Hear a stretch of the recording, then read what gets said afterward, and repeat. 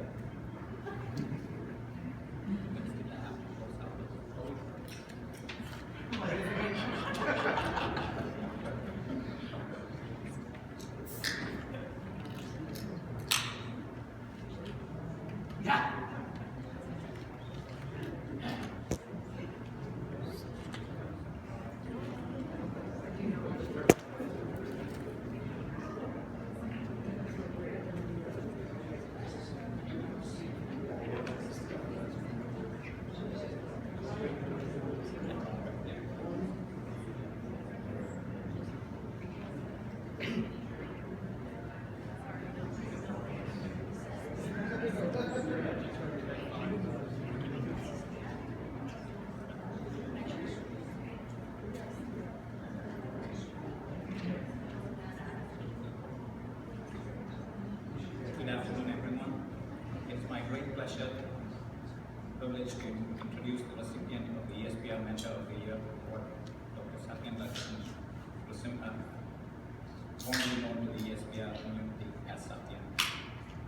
Satyan embodies all of the qualities of an effective mentor and learner. My mental picture of the recipient of an award as this is someone who is in their 60s with some gray and a receding hairline.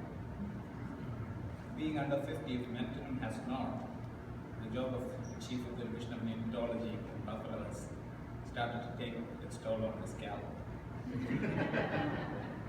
I asked all of his mentees over the years for a one-line answer, and many of them were long answers and some of them were essays.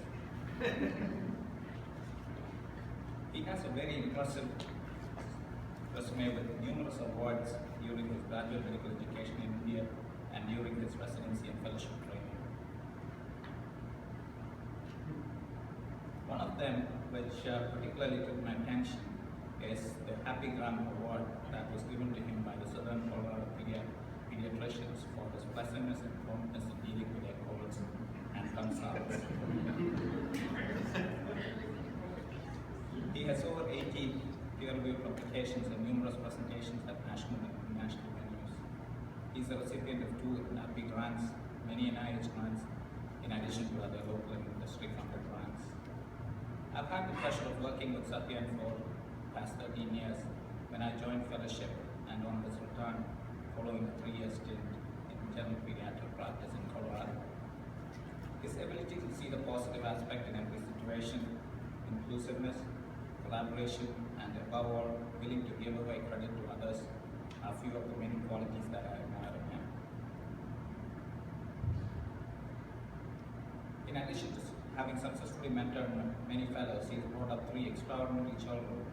2 of them who are not here witness this occasion as they are representing their school at the Science Olympiad. Well, these are not Satyan's children. This is Sylvia, Carmen, and Justin, who have worked tirelessly in our animal lab and contributed significantly to its productivity and towards its award. We are all familiar with his skill in medical illustration, and today his talk is titled "A Picture Paints 1,000 Words." Let's welcome him.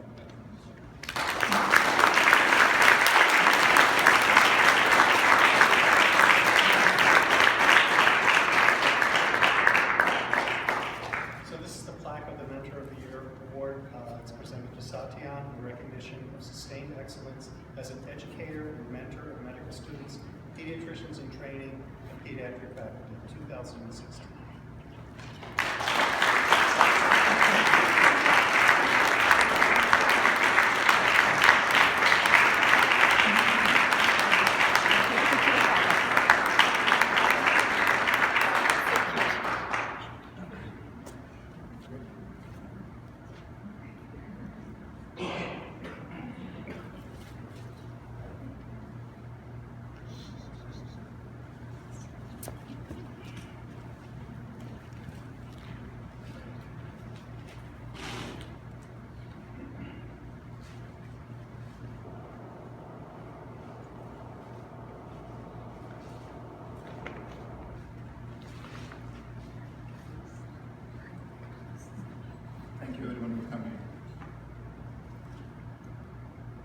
disclosures. For the next 30 or 45 minutes, what I'm going to do is talk to you briefly about mentoring.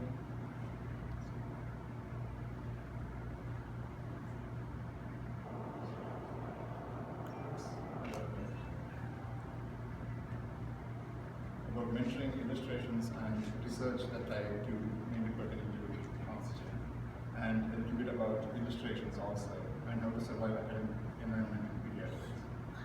From the perspective of a foreign medical graduate, so I'll talk to you briefly as to my transition from being a pediatrician in India and coming over here to be a neonatal fellow.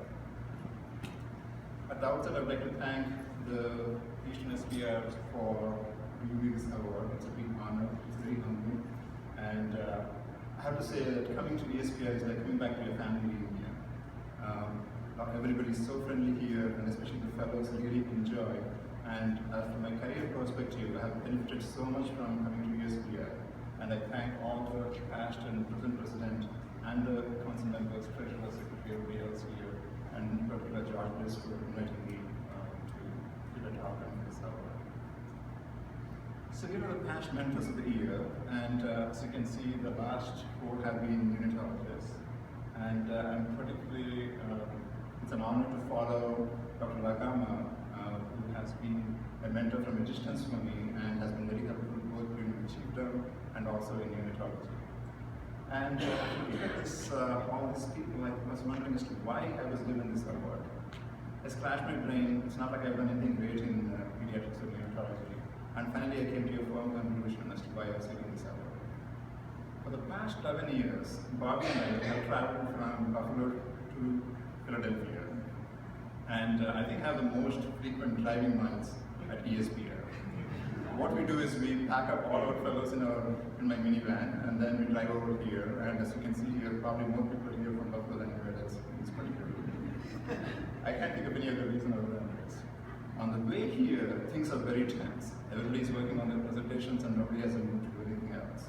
On the way back, we typically watch a Minion movie. That's what we're watching tomorrow.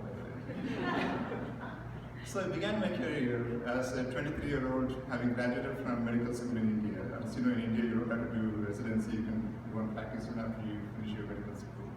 And I joined an Indian Railways. Indian Railways is a very unique organization. It's the largest single employer in the world with, if I remember right, 1.6 million employees under one roof. And I thoroughly enjoyed. I used to work in southern India, and I thoroughly enjoyed working there. During my stint, I used to work in a place called Tiruchirappalli that you can see over here on the map. And this was the time of the Sri Lankan refugee crisis. So every day in these refugee trains, lots of young families, including very young children, would travel from Sri Lanka all the way to various refugee camps located in South India. It was heartbreaking to see these young children who were absolutely innocent, victims of human violence, walk through this area suffering from various diseases, mainly gastroenteritis. It paid to see them die, and I have witnessed 4 to 5 of these children die during their transit on this particular refugee train. At that time, there was no time to start IV fluids because these babies in transit had to get them down, and that was not really possible. And the only thing available to me to give them was oral rehydration solution. As I went through this oral rehydration solution, this was such a simple thing. And all you had to do is give them these small packets and get some of them some water. And the mothers would feed their children with oral rehydration solution, and they would get better. And I had a colleague who used to work in a station 150 kilometers from my station, and he would tell me if any babies died or not. He had one of those old phones that you could turn around, and then I don't think any of you have ever seen a phone like that. It's a really traditional phone. And then I started reading more about ORS. In fact, oral rehydration solution has been called the most important discovery since penicillin by Doctors Without Borders. It's based on a very simple concept that when you have cholera, which is the biggest thing that we deal with in India and many other countries, absorption of water with just sodium is impaired. But if you put a bit of glucose in this, the glucose-sodium co-transporter enables absorption. It's such a simple concept, and I can guarantee you it saves more than 1 million lives a year globally.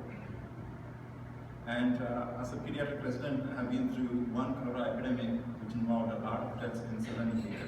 And It's amazing how this simple solution can save so many lives. The credit goes to Robert Crane.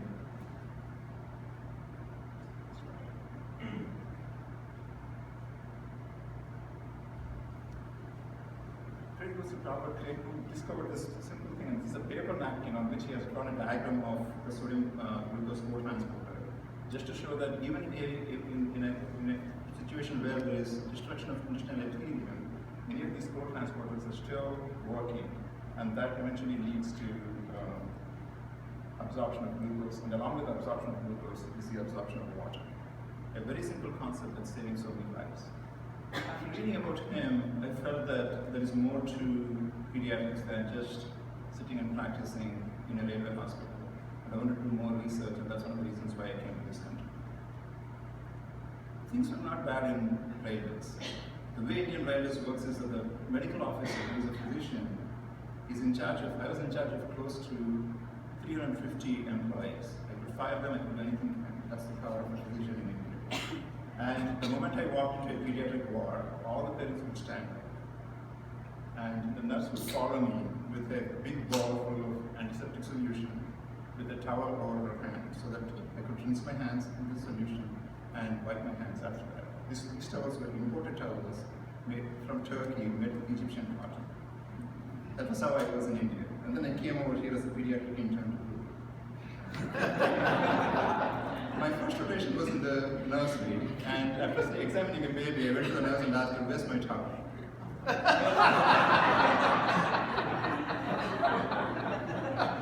won't tell you what happened. Then I came to Buffalo. Buffalo was much better than Newton, I have to say. And the way the interview process works in Buffalo, many of you have come to interview with us, is that in the morning you see humans, in the afternoon you see sheep. That's how it works. So the morning is dedicated to visiting the hospital. In the afternoon you go to the sheep lab and see how the lab works. But being a vegetarian, my wife and I were newly married then. I went to Buffalo and saw Niagara Falls over the weekend and went.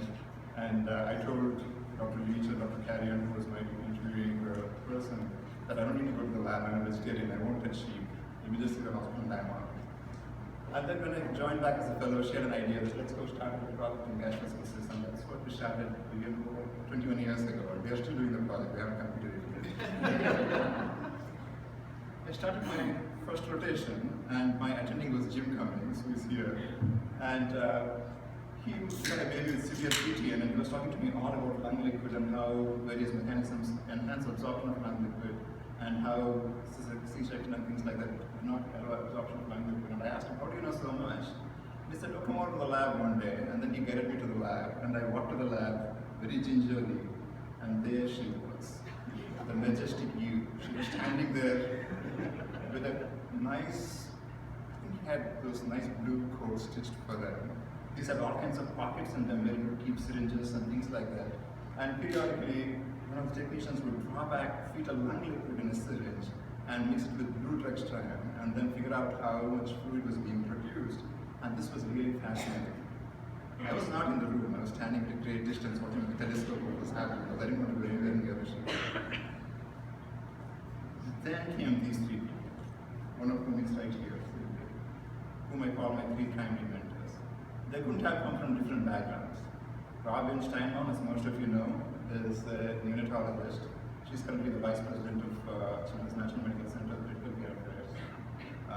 Jim Russell is a physiology professor, a PhD person, very knowledgeable, very smart, and of course, the most hardworking and the smartest person I've met in my life, secretly.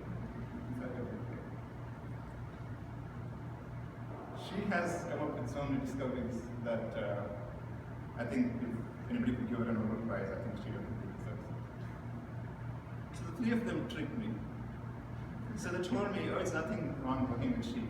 These are the ideal models for prenatal research. They have 1 to 2 fetuses. They are amenable to fetal instrumentation. They have same status of lung development. And the main thing is that they don't have any incisors in the upper jaw, so they can't bite you. They only have incisors in the lower jaw, so you can see in this figure, you know, the upper jaw is just a gum.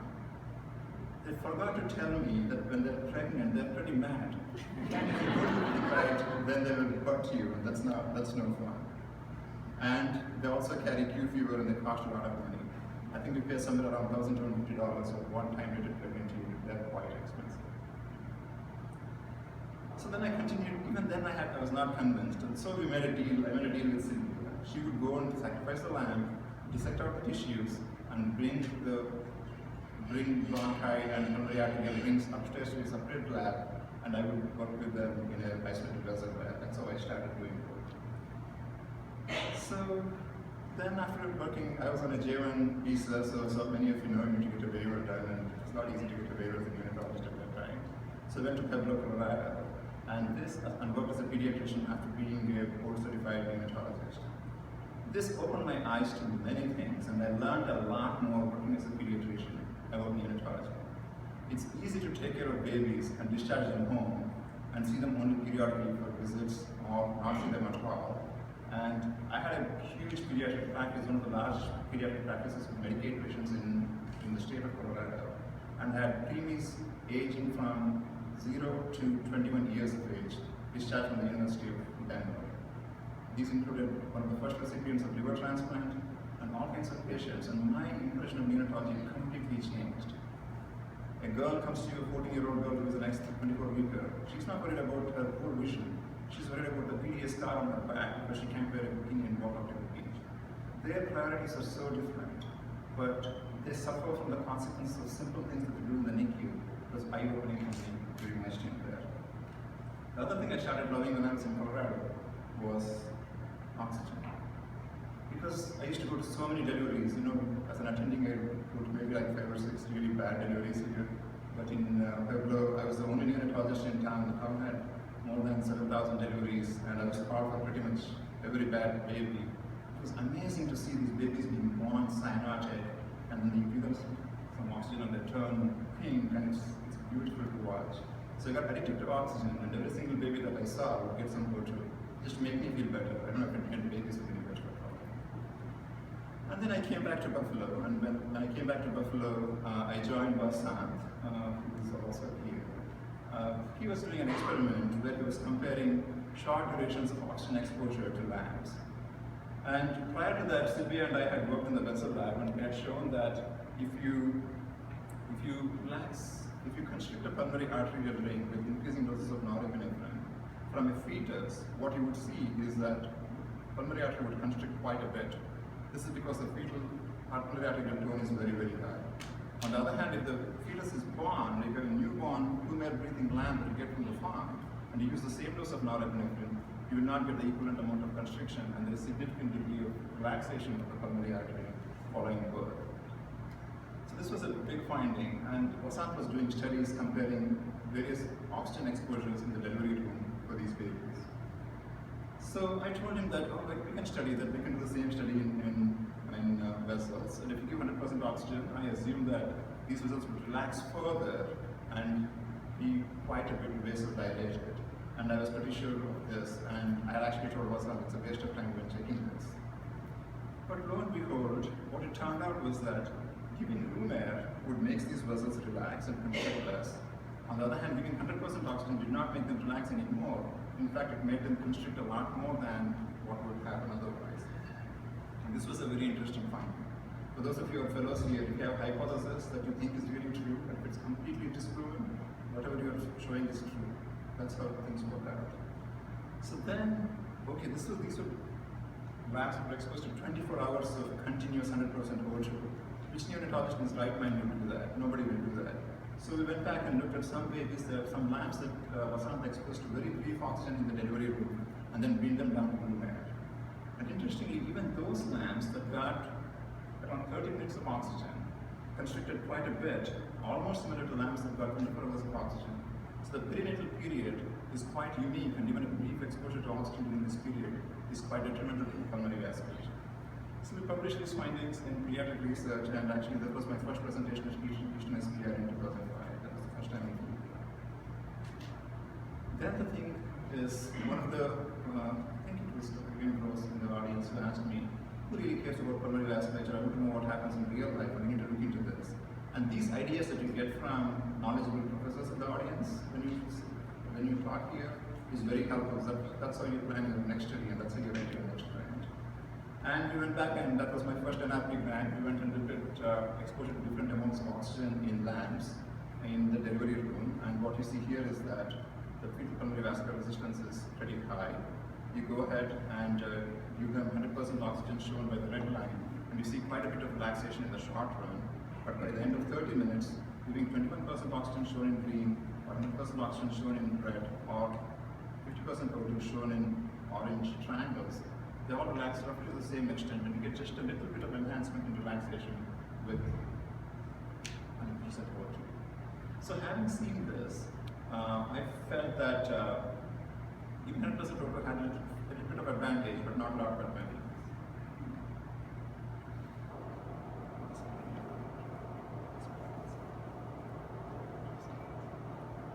So if you expose lambs to 100% O2, we saw a bit of enhanced relaxation, but how do we translate this to anything better? My impression was that if you give them 100% O2, things will be better later on, and if you expose them to NO, because they have PPHN, these lambs will do much better. On the other hand, if you expose them to only 21% O2, they will not relax well. This might be a problem later on. So we went ahead and exposed these lambs to 100% O2, and 90 minutes later, we took these lambs back into the lamb intensive care unit, gave them inhaled nitric oxide, and to my utter surprise, what we noticed was that prior exposure to 100% O2 significantly impaired the relaxation to nitric oxide, whereas if the lambs were resisted in only 21% oxygen, that a much more robust relaxation to inhaled nitric oxide. In other words, 100% O2 resistation in the delivery room impaired subsequent response to NO. And one of the things you might be wondering in your NICUs is that the incidence of PPHN has gradually come down, and we have various reasons for it, probably mainly that postpartum deliveries have come down and nephroneal aspiration is no longer as severe.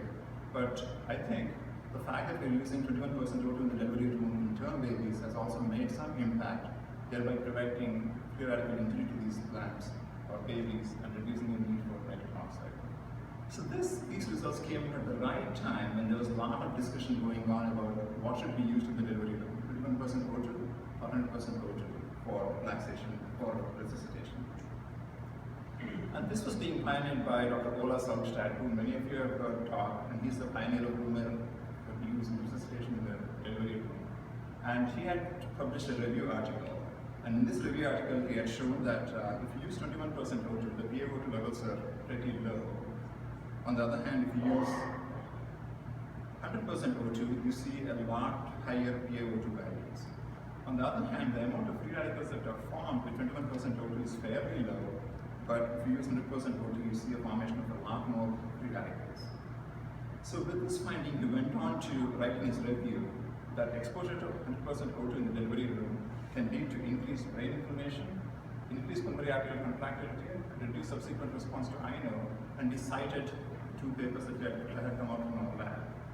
The key thing in neonatology or in any field in academic medicine is to get your publications out at the right time so that they get cited by an important person who's writing the review. Because most of us, when we write our own review articles, we rarely go and read the main papers. We just pick up a big review article or even up to date for that matter. Pick up the references there and cite those references, and that's how it works out. And these two have turned out to be my papers that have the most citations. I think I have more than 70 citations on this paper, mainly because Saugstad quoted them, and I can guarantee you not more than 5 people have read that paper. I don't know the reason. So he also went on to show that there was increased mortality in childhood leukemia with 100% O2 exposure. So that's okay. With term infants, we have come to term that we have to use 21% O2 in the delivery room, and things go well with 21% O2. What about preterm infants? Preterm infants are unique beings, and those of you who are neonatologists here agree that maybe preterm babies don't even come from they're probably from Mars. They behave in such a different way. They don't respond to any rules. They don't respond to anything that's doing physiological experts. They do their own thing. So what do you do with preterm babies? The same thing. This is a slide that I borrowed from Jim Cummings from his excellent talk at Hard Topics in December. We have gone through these pendulum swings in neonatology, especially with protein, referring to preterm babies and oxygen. So, long time ago, we were using liberal O2 to many of these babies, and because of the liberal O2 use, there was an increased incidence of recurrent hyperplasia, also known as recurrent prematurity. Then, once this was discovered, in the late 1950s, there was oxygen restriction leading to reduced oxygen use, and with that, ROP came down quite a bit, but there were other consequences, and the pendulums went too far towards the cyanotic side. Then there was an interesting paper that came out from Dr. Bolton and Cross, who looked at mortality in the New York State, and what they noticed was that with improvement in healthcare, there was a steady decrease in mortality in full-term babies and babies over 2,000 grams.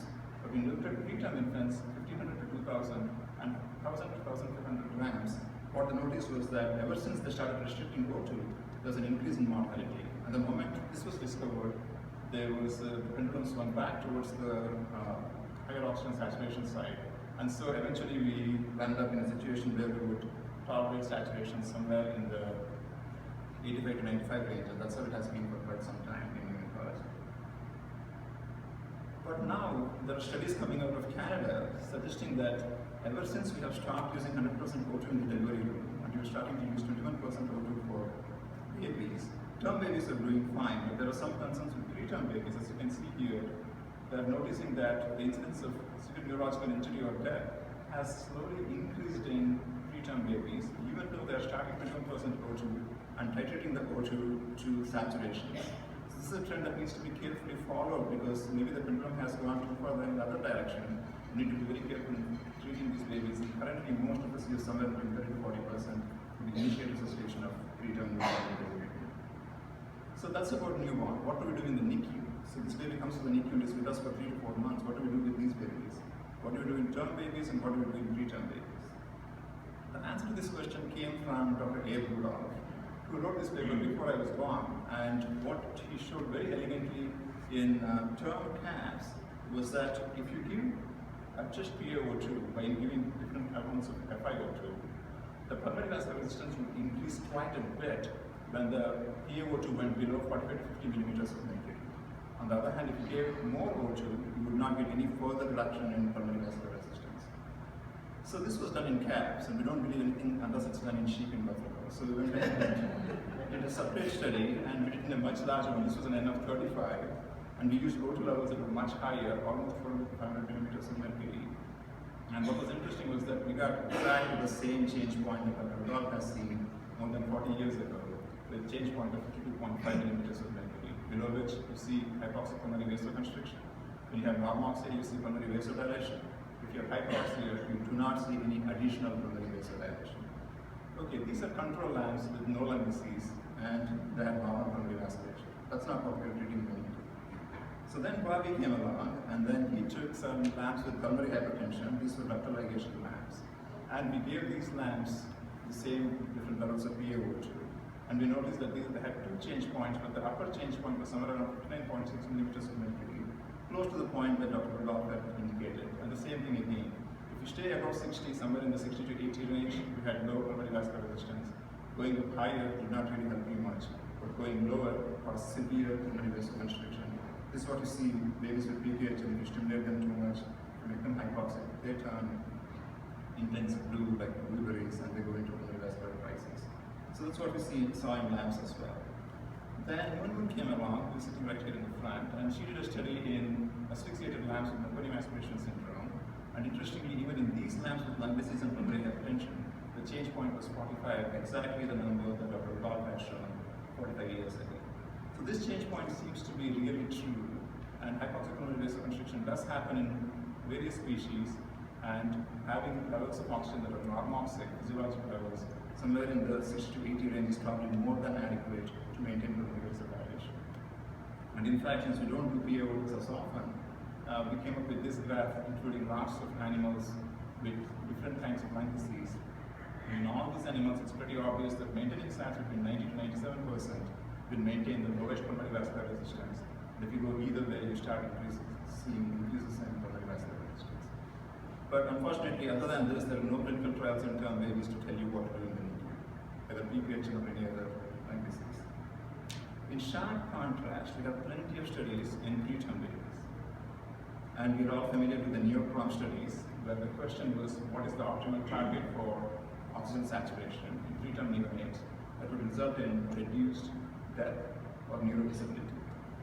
And these 3 trials are the support trial, Canadian Oxygen trial, or the heart trial, and the boost trial. And all the results are out now, so you can look at these results and figure out how much hope to give preterm infants. So the bottom line in these studies was that they randomized babies to receive 85 to 89% oxygen, the low target group, or 91 to 95% oxygen, the high target group. And they found that using low oxygen target resulted in increased mortality before discharge. It also increased incidence of necrotizing enterochoroiditis. On the other hand, giving more oxygen resulted in increased ROP, as was expected. So based on these, the European Commission on Management of RPS decided to change their guidelines. In 2010, they recommended that in babies receiving oxygen, SAT should be maintained between 85 to 93%, but they changed it to their new guidelines, suggesting that these SAT should be maintained between 90 to 95%. So this change had already happened. And these trials are really prominent trials. They come out in NEJM, one came out in JAMA, the other one came out in NEJM also. And now we have all these follow-up trials that were also published. And very recently, in the last month or two, there was an interesting letter in JAMA Pediatrics, and also one more follow-up trial from Bush to Australia and UK, giving results from the outcome of all these trials.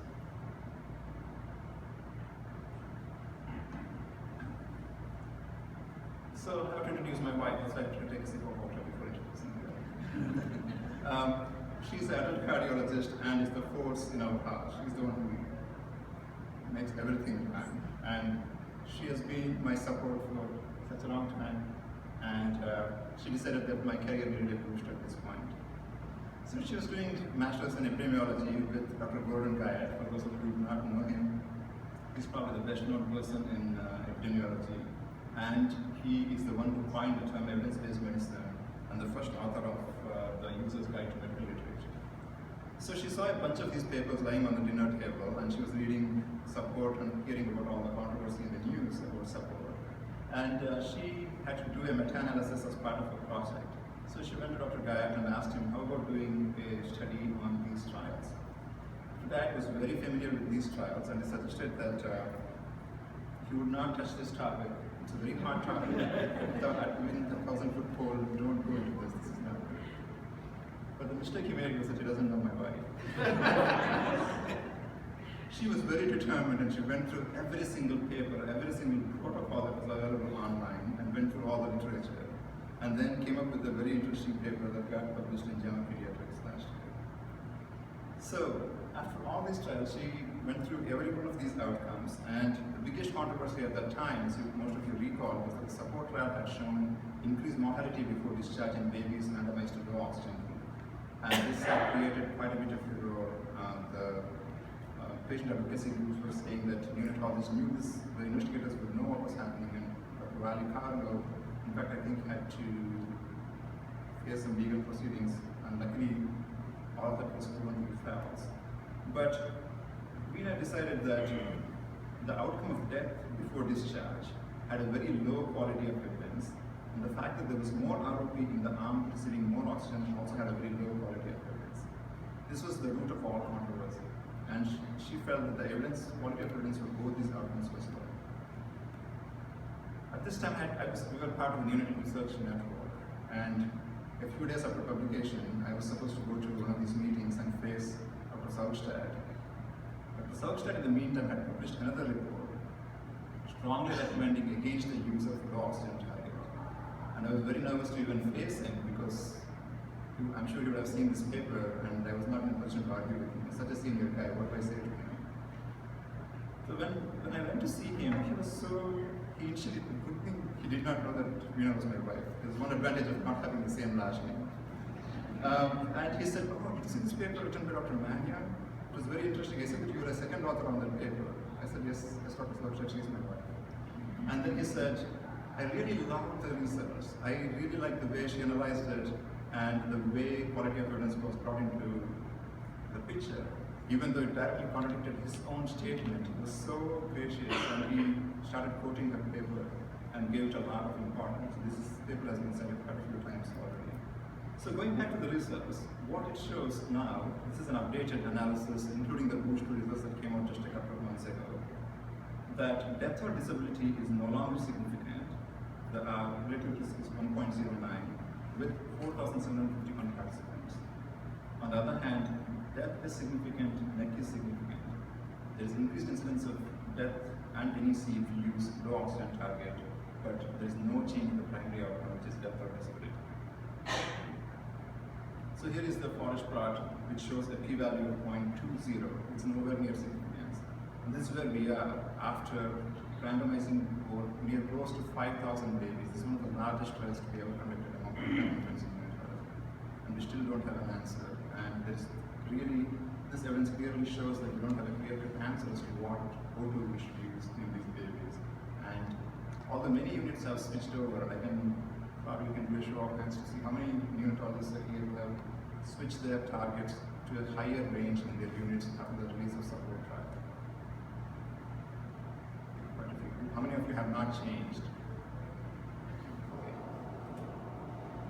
So it's quite concerning because increased mortality is a big deal, and people don't want that to be a case by using restricted oxygen.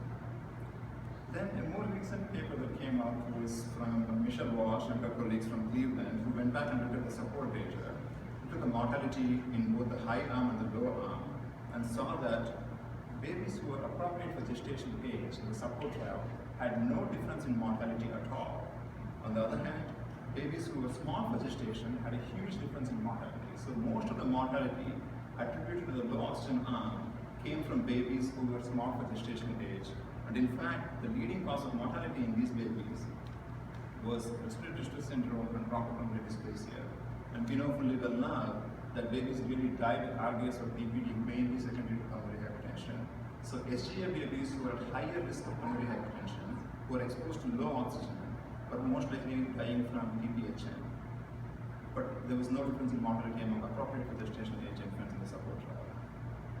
So we went back into the labs, and Robin, Stanton, and I, we looked at some preterm labs, and we analyzed their data. This is the pulmonary vascular resistance. The black bars are lambs with PPHN, and the gray bars are lambs without PPHN. As you can see here, when the SATs are high, there's not much difference between these two groups. As the SATs start going lower, especially when they go below 84, you start seeing significant pulmonary hypertension in lambs that are predisposed to have pulmonary hypertension. So if you have a small for gestation age infant who has a propensity for developing PPHN, exposing this lamb to low oxygen will create quite a bit of pulmonary hypertensive crisis and can lead to PPHN and can lead to death. So the pendulum is starting to swing the other way now, and in fact, a recent paper has come out in Journal of Pediatrics last month that many units have started increasing their FiO2 targets and have gone to 91 to 95%, as a result of which people are starting to see more ROP. In this particular paper, it said that stage 2 or greater ROP had gone up in the prior to changing guidelines from 16.3% to 34.5%. It's a huge jump in ROP because the SAT targets have been increased from whatever they were to 91 to 95% in these centers. And ROP is not something to be taken lightly. It's a significant morbidity, and it's one of the three conditions that can really influence outcome, the other two being IVH and PPD. So food and oxygen are very similar.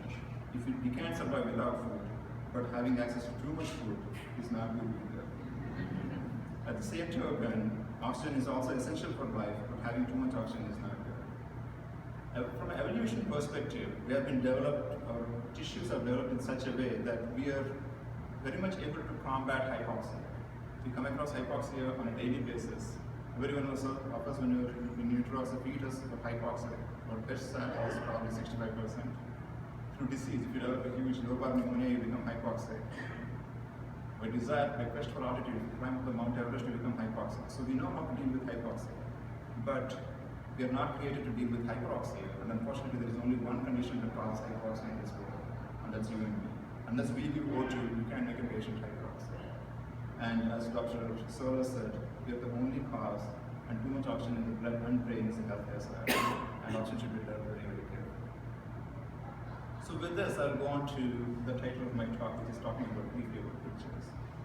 I hated being a doctor. I fought with my parents not to send me to medical school. I really, really wanted to become a comics writer. And those were the days when there were no video games. Now every kid you go and ask them to become a video game developer, but in my days, it was old-fashioned. You just had comics. So I wanted to be a comic writer. In fact, Phantom Comics, which most of you just read in throwaway newspapers, that's what I do first thing in the morning. I go on my iPad and read that day's Phantom Comic. That's how addicted to it that I am. So instead of being a comic writer, since I was sent to medical school, my alternative was to use my textbook, and throughout my textbook I used to draw diagrams, trying to make me remember what these things were. So I was preparing for my board recertification 3 days back, and Wolfish syndrome, it has a Greek warrior helmet, so I put a helmet on the baby's head. That's how I try to remember things. If you have Williams syndrome, you have stellate lacy pattern varices. So I used to draw all these pictures, and eventually I started developing a greater interest in drawing illustrations. So Robin, who invited me to do my first publication, asked me to write a chapter on pulmonary vascular biology and neonatal transition for clinics in perinatology book in 1999. And I had a piece of graph paper, I think it was some backside of some paper in the lab. And I had drawn a figure, and she liked it so much that she scanned it, and then she published it as part of this paper. I'd completely forgotten about it, and then I was down in Colorado doing my waiver job, and there was a time when my wife and I were discussing as to whether I should really go back to academics or continue in private practice. And when I was trying to make this decision, one of the nurses in my small hospital in Colorado came to me with this book. This was the maternal fetal neonatal physiology textbook for pediatric nurses. And she showed me that my figure was in this book. And that gave me such a bit of kick that I thought maybe I should go back to academics and draw more pictures and have more fun. And I decided to come back to academics, back to Buffalo. So, there is a Praveen and woman who was sitting here. They wanted to make an app of my figures, and they're working on it and hope it will come out in a couple of months. A rudimentary version is out here. Here is my son's face over here. That's how the app will look. And both of them have painstakingly gone through putting various conditions here. And if you click on one of these, it will show you a brief text. Trust me, this is enough for your boards. If you know this much about each of these conditions, you will pass your boards. And if you swipe this and click on the view image, you will find a picture. If you get a screenshot, you can use something like this for your presentations as well. So you can differentiate in extra verbose illustrations versus simple verbose illustrations, and there are a bunch of other things in this. It also has things for parent teaching. So if you're talking to a parent on day 3 or day 4 of life, about all the risks of prematurity, you have all the stuff over here that you can talk to. And in fact, I used to hand draw these things and give it to the parents, and some of these parents would come back 3 months later and say, oh, you said this would happen, and how come this didn't happen? I said, you're lucky. How can these complications happen? So, the last bit of talk of the last 3 or 4 minutes is about mentoring. I see a lot of similarity between mentoring and parenting. When I had my first daughter, who's 18 now, when I was changing a diaper as a post-call neonatal fellow at 2 o'clock in the morning, and she was screaming, that's when I realized the value of my parents. Then you think, they went through so much to raise me, and I was not able to keep trust me. And similarly, I have Karen and Jim Cummings and my mentors here, who, when I walked into Buffalo, had not touched a computer. They had to teach me how to turn the computer on, how to use that. I had no idea what Excel was. And that really held my hand and walked me through. And now when I mentor my fellows, I see all the pains they went through to train me. And similarly, the other thing I started learning as a parent was that once you become a parent, you start finding more pleasure in the kids' achievement than in your own achievements. This achievement could be very simple, like my daughter won first grade spelling bee at the state level. First grade spelling bee. I think she saw the exit sign, spelled out exit. But it's a win anyhow. And that was like, I was so happy, better than even getting a bonus of October at the end of the year. That made me more happy. And she was shown on the national stage, and just seeing her on TV made me so happy. Similarly, seeing them win, and my son over here, he's autistic, and he had one of his pictures at a local museum, and that makes you more happy. And my in-laws are here. We all get this. Once you become a parent, your children make you more happy than what you can ever do yourself. Mentoring is very similar. Bobby here gave a presentation on giving 100% load versus 21% load before intubation, and Mathew stood up at ESPR and said that was a great presentation. My heart filled up with pride. That's what mentoring is. Similarly, Jayashree, she has won Young Investigator Awards here, and she called me yesterday morning screaming on the phone that she got a 5th percentile in the Harvard research. That's the pleasure of being a mentor. Being a chief has made me like a parent, and all of them who got time, Barbie, Missy, who had enough awards.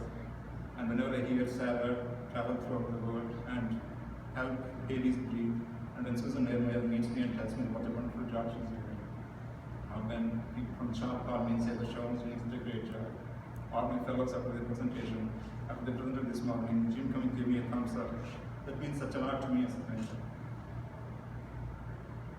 And I would like to end by saying that all the research that we do, it makes a difference in people's lives. And just scoring somebody on a Bailey of 85, it looks like a simple number to us, but it's not just a number. It means a lot to everyone. And when we treat females, we need to keep an eye on their development and manage them very carefully so that they have lifelong